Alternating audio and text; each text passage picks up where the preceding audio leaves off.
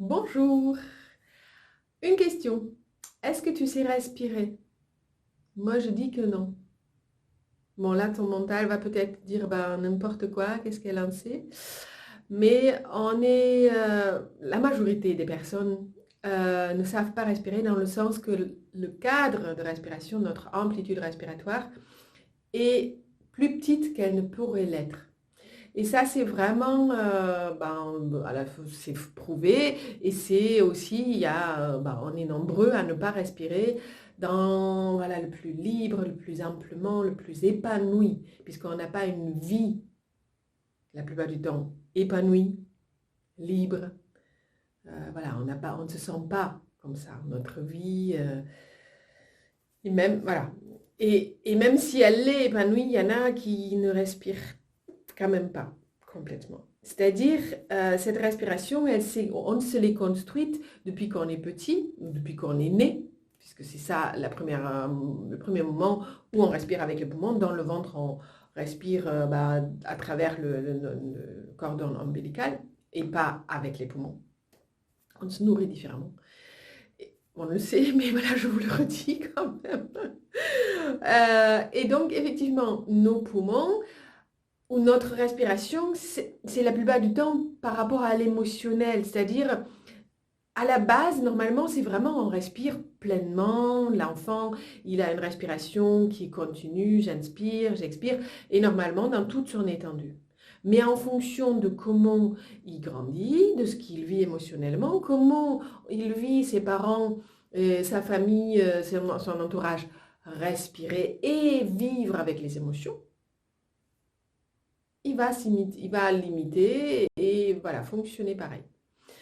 Et justement, quand je dis l'émotionnel, c'est-à-dire qu'est-ce qui fait qu'on respire ou qu'est-ce qui fait qu'on reprend de l'air ou c'est notre bulbe arachidien qui est dans le cerveau donc, qui gère, ou c'est là qu'il y a comme un peu le thermostat qui gère notre respiration, est-ce qu'on a besoin d'inspirer ou pas. Ça, c'est par rapport au monoxyde de carbone, voilà, dans les poumons, voilà, ça s'organise en tout cas avec le cerveau qui nous dit, bah là, d'ailleurs, peut-être parfois vous le sentez, il faut que vous respirez, vous prenez une grande respiration, où ça se fait automatiquement.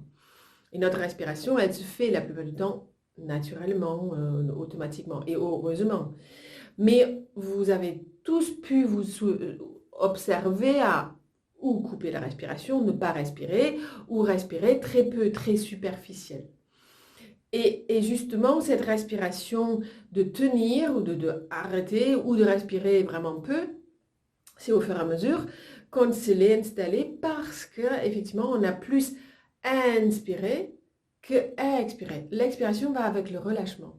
Et dans notre société, c'est plutôt aller plus haut, plus vite, plus fort. Donc, on reste dans une amplitude inspiratoire plus haute. Donc, inspiratoire, voilà, on inspire plus qu'on expire. Ce qui fait qu'au fur et à mesure, notre cage thoracique reste dans une amplitude inspiratoire que relâchée. C'est-à-dire, elle doit rester mobile. Mais est-ce que la vôtre est mobile? Ça, vous pouvez déjà voir. Allongez-vous au sol. Et est-ce que quand vous appuyez sur votre sternum, est-ce que ça bouge? Et que ça lâche l'expiration? Ou est-ce que vous devez vraiment beaucoup forcer? Donc, effectivement, on a intérêt à aller vers le lâcher prise et vers l'expiration. Et moi, mon histoire, par exemple, est que j'ai eu mal au dos pendant 9 ans, depuis la grossesse quand j'avais mon fils dans le ventre, jusqu'à 9 ans, jusqu'à ces 9 ans, j'ai souffert de mon dos. Je suis allée voir des tas de personnes qui travaillaient sur le corps. Ça n'a pas donné, ça a recommencé toujours. Jusqu'à ce que, et j'étais aussi voir un psychothérapie, parce que je commençais à devenir un peu colérique, de ce qui me, comme, ça, c'était pas moi ça, donc. Et pareil, après 2 ans, je voyais bien, ben là, on n'avance pas plus là, voilà. Et donc il y a une cliente qui m'a parlé du reverse et de ce que, effectivement, on communique avec le corps et il y a la respiration qui fait que on récupère une respiration, une amplitude plutôt, et du coup, il y a plein de choses qui changent avec. Et effectivement, donc je dis, waouh, ça me parle, donc bon, voyons, je vais aller voir. Et je suis allée donc voir quelqu'un sur Toulouse, quelqu'un qui donnait des formations aussi. Et dès la première séance, donc effectivement, on demande, on pose des questions et on pose ces questions aussi au corps parce qu'il y a des choses qu'on ne sait pas forcément.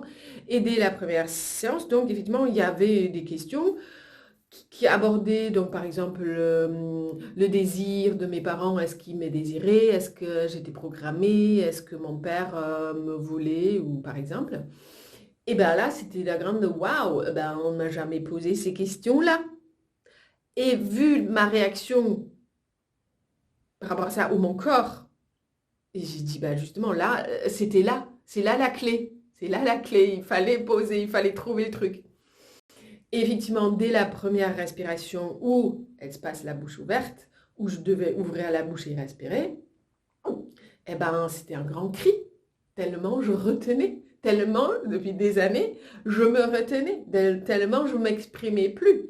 Parce que je devais, ou je m'étais mis en truc, et ben, il fallait que j'avance et que je ne dise pas que je souffre ou que je ne suis pas dans ma vérité. Voilà, j'avais décidé inconsciemment voilà, de fonctionner, de fonctionner, d'être à peu près une bonne mère, voilà, de fonctionner en plus, de faire tout seul, voilà, de ne pas trop laisser le père sa place, etc. Voilà, chacun en a notre histoire, mais par rapport à ça, on respire. Et c'est ça qu'il faut vraiment comprendre. En fonction de ce qu'on a décidé de la vie, comment, à un moment donné, est-ce qu'on a pu s'exprimer, est-ce qu'on a pu être entendu, est-ce que la place qu'on s'est donnée, etc., etc., on respire aussi comme ça. Et quand on commence à respirer, ou à récupérer cette respiration, ben, il y a toutes ces choses qui changent aussi. Reprendre sa place, réexprimer, et écouter ce qu'on a à dire, se respecter, etc., etc. Toutes ces choses. Les choses là, les pensées, moi j'étais une pro de garder, de tourner autour d'une question pendant les nuits blanches, ou de communiquer, de recommuniquer, de faire refaire une communication avec quelqu'un que je sentais, oula, là, j'ai pas bien communiqué, mais je pouvais passer des nuits blanches. Donc voilà, j'étais une autre personne avant, effectivement. Mais pour dire, et j'ai justement mon dos, il n'a plus souffert parce que je pouvais lâcher et mon dos pouvait se détendre. Pour vous dire que il est possible de récupérer une respiration. Il est possible de respirer d'une manière épanouie. Il est possible de pouvoir s'exprimer. Il est possible de retrouver son espace, sa place voilà, parmi des communautés, parmi des groupes, parmi sa famille, etc. Tout ça en changeant effectivement les croyances parce qu'il y a des processus de transformation pendant ces séances aussi. Et aussi, surtout, on récupère vraiment un espace de vie qui nous appartient depuis toujours, qu'on n'utilisait pas. Donc, moi personnellement, je donne des séances de groupe de respiration où tous les mois, voire maintenant 2 fois par mois, on se retrouve en groupe et on respire ensemble. Il n'y a pas de transformation, de processus de transformation, mais il y a aussi des séances individuelles où effectivement, voilà, qui se passent en 2 heures ou pendant un cycle de 10 séances, tous les 2, 3, voire 4 semaines, où on transforme, où on évolue, où on passe complètement à autre chose en fonction de ce qu'on a à dépasser, à travailler, à transformer. Et on devient vraiment ce qu'on est, mais ce qu'on n'a peut-être jamais pu être ou jamais pu vivre. Et donc voilà, donc c'est des séances, les informations vous avez en lien en bio ou voilà, sur mon site. Et en tout cas, vraiment, moi j'adore accompagner les personnes comme ça vers ce chemin où ils peuvent à nouveau être et qu'on puisse partager ça. C'est des vrais, je ne sais pas comment exprimer ça, c'est des vrais, je sais pas, succès gagnants, c'est des moments de grâce. Voilà, c'est des merveilles, voilà. Donc, si vous avez envie de vivre aussi enfin vraiment ce que vous êtes, eh ben, vous êtes bien invité à venir, à participer au groupe et voilà. Donc, je vous embrasse, je vous dis à bientôt et au plaisir.